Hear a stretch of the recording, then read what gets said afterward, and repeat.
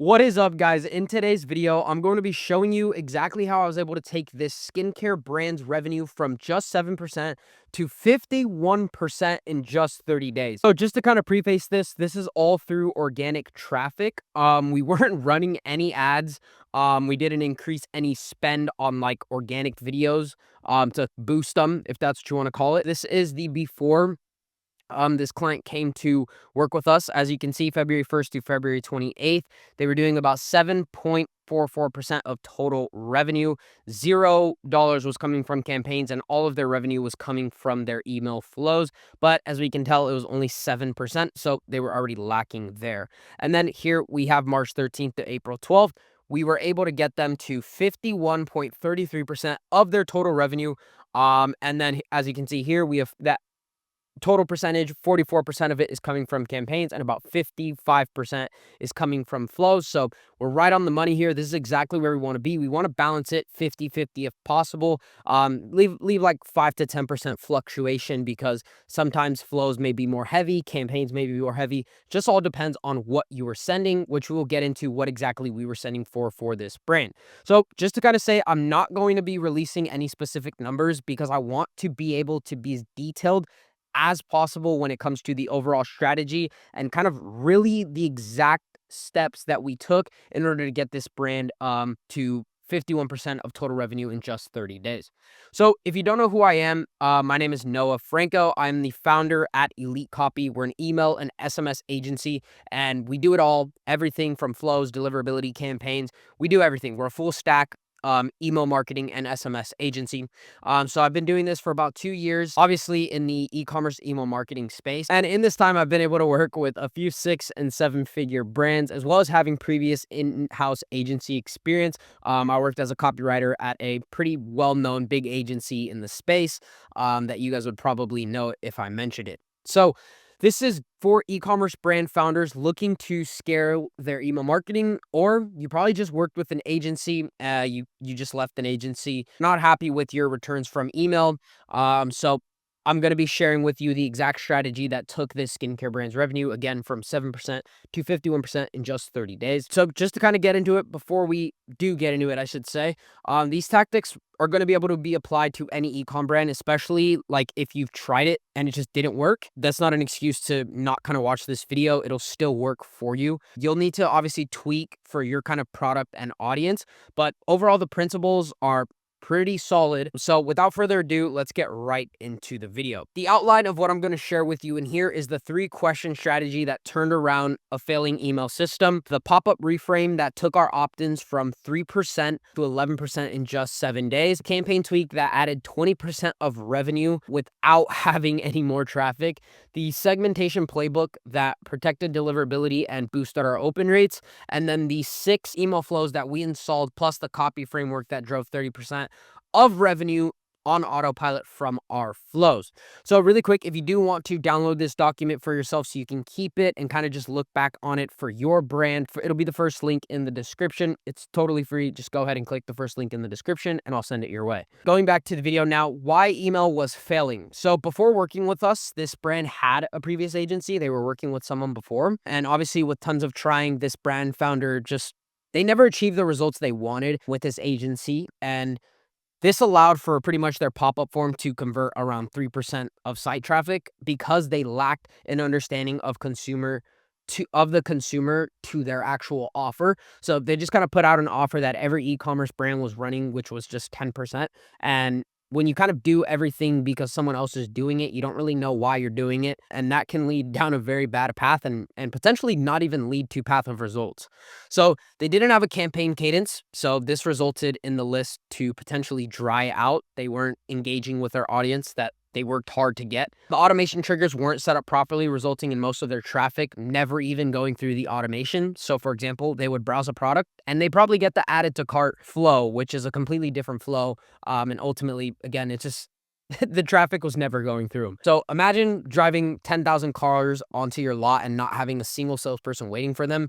That was pretty much their email setup. So they had everything they needed, but just nothing to kind of capture that traffic and nurture them to kind of make them purchase to begin with. Here we go, what this brand struggled with. So like a lot of founders, this one was wearing every hat in the business, and email kept getting pushed to the back burner. She was literally doing everything herself. She was running organic traffic, even making the product herself. So this brand was making all the products themselves. It's a handmade brand. That even makes this a lot better. Here's really what was holding them back. So they didn't have a deep understanding of Klaviyo. They didn't really know how to work it. So they just kind of had enough understanding to send campaigns, but really not enough to build like a revenue machine that prints money on autopilot. Didn't know what value actually meant in email. So most messages were either promotions or kind of just like placeholders. It kind of were just there, right? There was really nothing behind the email itself. Flows were set up, but didn't convert. So they had things like wrong timing, weak copy, no personalization. Things just weren't even firing correctly. They had no time to fix it at all. So she was specifically busy running the business, and email was not obviously going to grow on its own. So she had to hire something. No budget for an $8,000 to $10,000 a month agency, especially with being burned before. Like I mentioned in the previous slides, she worked with someone, but didn't get burnt. And in this case, she didn't have the budget to spend 8 to 10K on an agency that was going to be able to also come in and help her, but also no one knew if they would even drive results to begin with. So they knew email was underperforming, but they didn't know how to fix it, and they didn't want to waste money guessing and trying to figure out what this brand owner actually knew what she needed, right? This wasn't her first rodeo, so she had already worked with someone again that overpromised and undelivered, like tons of brand founders have. So this time they weren't just looking for help. They were looking for a partner who could actually deliver results. They needed someone who would take the time to understand their brand, not just place a cookie cutter system in there, which a lot of these 8 to 10K a month agencies will do. They just systematize a lot of the things. And we all know in e-commerce, no brand is the same. So they needed proven expertise, not guesses, not fluff. They just needed results, things that was going to drive results. They needed real revenue growth. So not just vanity metrics, but actual dollars in the door. I mean, yeah, it's cool to get 60% open rates on your campaigns, but if they're not driving sales, what the hell does that even matter? It truly doesn't mean shit, right? They needed execution without handholding because they were already wearing like 15 plus hats, right? They needed someone that they can rely on that could actually do quality work and that they could trust build this machine for their brand. So they didn't want more meetings. They just wanted more momentum. And that's when they brought us in, and we obviously started to change everything. So here's exactly how we built a 30-day turnaround plan from scratch for this brand. So obviously our methods aren't cookie cutters. They aren't plug and play. So this brand required education, and their audience needed more than a discount to convert. So them being in the skincare space took a decent amount of understanding the products and the consumers themselves based on how they would make a decision and on when, what, and who they should buy from. So this brand, again, was a skincare brand, and they were very, very niche. It was very important that we took the time to understand our consumers and really do our due diligence of kind of knowing where they're coming from, right? Their competitors, right? We did competitor analysis. We understood the consumers. We did product research. What's in the product? Why is this beneficial, etc. And that's what you should be looking for in an agency. If an agency's not doing that for you, do not work with them. You're just going to get burned. Ultimately, what we did for our strategy was create a consistent engagement with customers by sending 3 to 4 campaigns weekly. And these focused really on educating and getting subscribers to engage with our brand. From there, we were able to set up automations that would trigger based on customer behaviors, and this time actual ones that were working. So if someone added something to their cart, they'd get the added to cart flow. Someone added or started checkout but did not complete it, they'd go to the checkout abandonment flow, etc. So each automation matched a specific stage in the customer journey from just landed to ready to order. So there was absolutely no dead ends on this. Now, what I mean by this is we took them from brand new, stone cold into our brand and brought them through 6 flows to convert them later on down the line. Using now what we knew about our consumers, we were able to tailor our pop-up form to sound more appealing, although we kept it the exact same, and I'll get into that very shortly. And you're going to want to pay attention to that section of the lead magnet itself because it is very, very valuable for any brand. So, and finally, we kept our engagement simple. We were sending campaigns to our 30 and 45-day engaged segments, as well as one that I will also talk about, which drove another decent part of our revenue. Here are the 5 fixes that were able to drive 44% more revenue for the brand. So we made daily communication a priority to ensure nothing was being missed or like they were being left in the dark. Now, this has more to do with me specifically as an agency owner, we were able to rebuild our pop-up form to reflect something more on brand and that actually resonates with our demographic. We installed a 3 times per week campaign cadence that turned silent subscribers into buyers, rebuilt every flow as well as add ones that were missing because they were missing quite a few flows. I think they only had like 2 automations going. Then we created segments to make sure our campaigns would have maximum reach while keeping our deliverability in check. So here's our pop-up form strategy.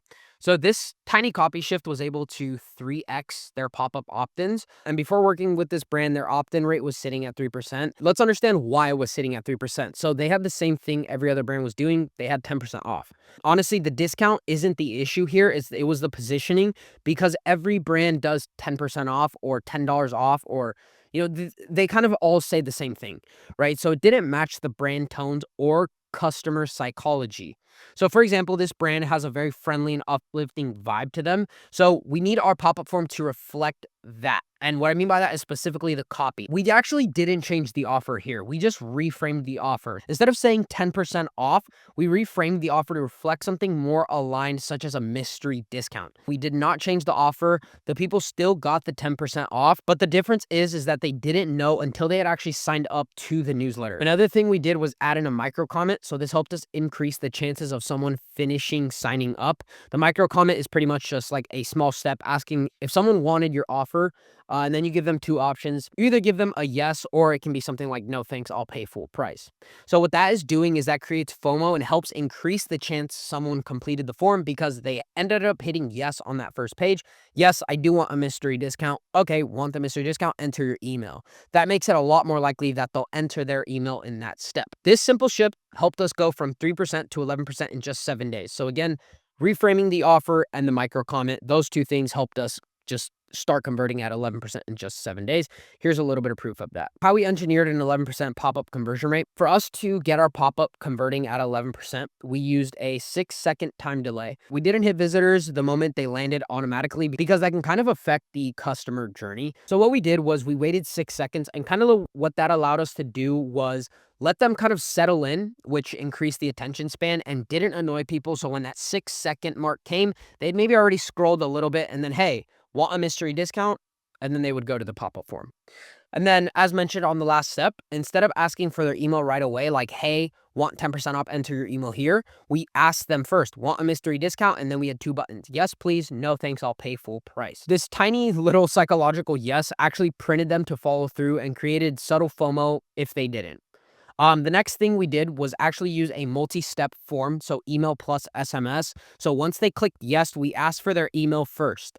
And then once they submitted their email, we would ask them on the last step for the SMS. And then breaking this into 2 sections made it feel easier, and we saw higher completion rates for both. The last thing of that pop-up form was a success page strategy. So we didn't display the code on the screen. Instead, we actually told them, hey, go check your inbox for your code. It's going to be waiting for you there. And what this was able to do is actually pretty cool. So it boosted our open rates, built sender trust, conditioned them to check their inbox for future promotions. So we're just kind of getting into that cycle of getting them to check their inbox frequently for our brand. And then next, getting into it, here was our exact campaign strategy. So this is kind of how we were able to turn cold subscribers into engaged buyers. So the first thing we had to do was build campaigns that convert, but honestly, we need to know who we're talking to first. And I'm not just talking about their age or gender, but their actual buying triggers, objections, and kind of what content they actually engage with. So we started by funnel hacking competitors, digging into what other brands in the space were sending. From there, we were able to pull inspiration. We spotted gaps into kind of what our competitors were kind of missing out on, and we reworked everything to kind of match this brand's tone and exactly the buyer journey. So more education, we added more interaction, and then we included less fluff. Once we understood their customer psychology, we were able to build out 3 to 4 campaign cadence focused on education, engagement. We using quizzes, transformation stories, and product insights to rewarm their cold list, as mentioned above. Another thing to note is that this brand hadn't sent a single campaign in over 60 days. So really our first priority was to rebuild the trust with the list and not tank our deliverability in the process. So every campaign had one job: get a click, get a reply, or get a sale. And if you're wondering, oh, why get a reply? It's an e-commerce email. We actually did this for plain text to boost our deliverability. This helped us take a simple, measurable, and effective approach. So here's exactly how we fixed their campaigns. They're coming up with a strategy. It was kind of time to start running the campaigns and seeing what our audience will perform best to. From there, we were able to kind of lock in on our strategy. We immediately began testing campaigns to see what would resonate best with our audience. In this case, our 30 and 45-day engaged segment was the test we were running. We ran a simple A/B test, design emails versus plain text emails sent from the founder. And honestly, the results on this were pretty wild. The plain text crushed it every single time. I'm not lying here. This was able to generate a lot of revenue for us every plain text email. And here's why that kind of happened. So it felt personal. Number one, it was like a real message and not really like a mass promo. It kind of felt tailored because we were able to use customers' names using spin tags inside of Klaviyo. It came from a person, not just a brand, again, making it feel more personal. And then of course it was written like a human, not a marketer. So it was sincere. It was a sincere email from the founder themselves. So what this was able to do was help build trust and relatability, especially after months of zero communication. Again, they were cold. We didn't go all in on plain text. Instead, we blended in to the campaign cadence. So we mixed storytelling, education, and plain text CTAs, and that was able to create a 20% lift in revenue just from campaigns alone. Here are the types of campaigns that we sent out specifically for this brand. So using the fact that we had a lean product catalog and an engaged founder, we focused on building a content strategy that did two things. So number one, drove conversions, but number two was still building the brand trust and long-term engagement with our segment. Here's the mix we used. So we did a bit of product launch campaigns, and this was just every time the founder dropped a new product, we made it an event. So we built anticipation, teased it in advance, and followed up with reminder emails to drive urgency. We used product highlights and ingredient highlights. So really just educational breakdowns to help customers understand what makes these products unique and overall different. And what this was able to do was position the brand sort of as an expert and not just another store selling the same exact product. We used customer success stories, and obviously nothing is going to build trust like social proof. So we showcased real customers who had great experience, pairing that with user-generated content, things like reviews. Educational deep dives. So some campaigns had no pitch at all. Honestly, it was just value, and these taught subscribers how to get the most out of their purchase, use the product better, or solve related problems. And then this content was able to help us keep the list warm, educated, engaged, and help us turn into a consistent, reliable sales channel. So here are the exact segments we were using when we were sending those campaigns over, and this was actually able to protect our deliverability at the same time. So after 2 months of just silence, we couldn't blast the full list and hope for the best. That's how you're going to end up in the spam folder. So instead, we rebuilt engagement the smart way by targeting warm segments first. So 30-day engaged, 45-day engaged, 60-day engaged, and then of course past purchasers, which is the segment that I was talking about in the beginning of the video that you want to stick around for. So these groups had already shown interest either by engaging or buying, which gave us the highest chance of inbox placement and clicks. And here's why that was able to work for us. So it protected deliverability because there were no huge send spikes, and we were able to get amazing open rates and click rates. It obviously increased the open rates. That was allowing us to boost our sender reputation in the eyes of Google, rebuild engagement with people who most likely to care, such as our engaged segments and people who have bought. So pro tip, if your list has been cold, rewarm it with tiered segments. So start small and let the algorithm trust you again. If you're over 2 months like this brand, I'd probably even go less than 14-day engaged. I'd start with like 14 day engaged, or sorry, yeah, I wouldn't go with 30-day engaged. I would start with 14-day engaged, and then slowly ramp up once you start seeing like 40+% open rates at 14-day engaged. Go to 30, go to 45, go to 60, and so on.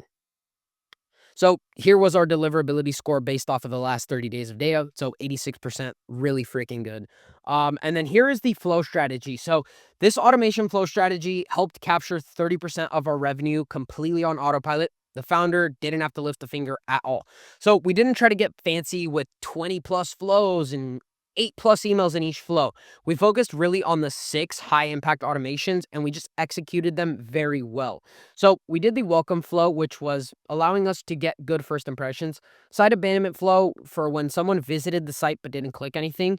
The browse abandonment flow, someone looked at a product but they didn't do anything. A cart abandonment flow, meaning they added to cart but did not start checking out. Or checkout abandonment flow, meaning they bailed at the finish line. They started to check out. Maybe they inputted their first name, their credit card, their address, but they didn't hit that last step to get billed. So then we hit post-purchase to turn one-time buyers into repeat customers. This was huge for us, which I will get into at the end of this video. But here's the thing, the flow structure isn't what drove the results. It's the content that does. So each flow had emails that was able to match exactly where the customer was specifically in their journey. So here are the flow emails that were able to sell on autopilot. So again, we didn't just write emails. We really engineered here every word to make people buy based on where they were in their journey, what they cared about, and what was stopping them or holding them back from moving forward with making a purchase, right? So each email had one job: eliminate friction and move the customer closer to checking. Here's exactly how we did it. We used copy that spoke like the customers think, not like a brand trying to sound clever or using this highly technical chat GBT garb and fluff, right? We designed emails that made content easy to scan and really not scroll past. So we made sure that it was scroll worthy. Dynamic sections that pulled in names, products, and behaviors. So every email was kind of feeling one-to-one and not really mass blasted.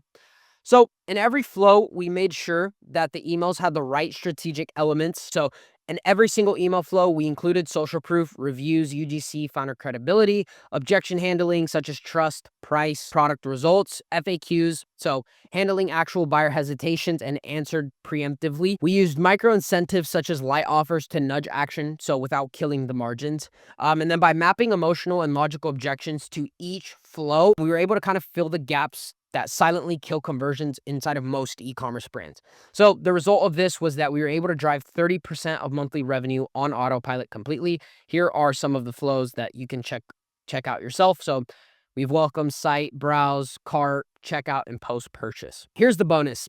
Most brands treat post-purchase emails like a checkbox. They say, thanks for your order. Here's your tracking info. And that's honestly a massive, massive missed opportunity.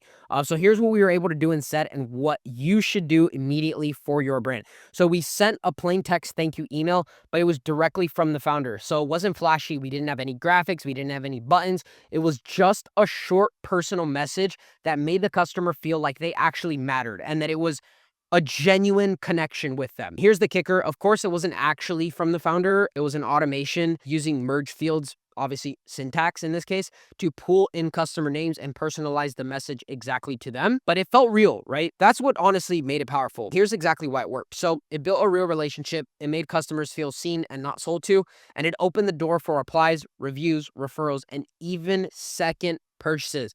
So this one email created a higher retention rate, better engagement, and more post-purchase revenue without lifting any finger. I think it was like an extra $1,500 every single week just from this email alone, which is insane for a one email after they already purchased. It kept them coming back every single time for more. If you want this document, it'll be linked in the description. That's pretty much the end of the video. But if you are an e-commerce brand founder doing above 50K per month and your email isn't driving 30 to 50% of your revenue, there's a big chance that you're leaving money on the table. So I'll hop on a quick 15-minute call with you. There's going to be no pitch, no fluff, and I'll show you exactly where your current setup is leaking money, tell you exactly what I'd fix, even if we don't work together. I'll give you a clear action plan to increase revenue from email. So this is the same playbook we used to grow this brand's email revenue from 7 to 51% in just 30 days. Now, I do a limited number of these per month because I cannot just kind of do this every day. So if you're a brand doing at least 50K per month and ready to scale email the right way, book your free audit now. It'll be probably the second or third link in the description, or if you download this document, it'll be at the end here. So I hope you found value out of this video. If you do like it, please go ahead and hit that subscribe button. Thank you so much for watching, and I'll see you in the next video. Peace.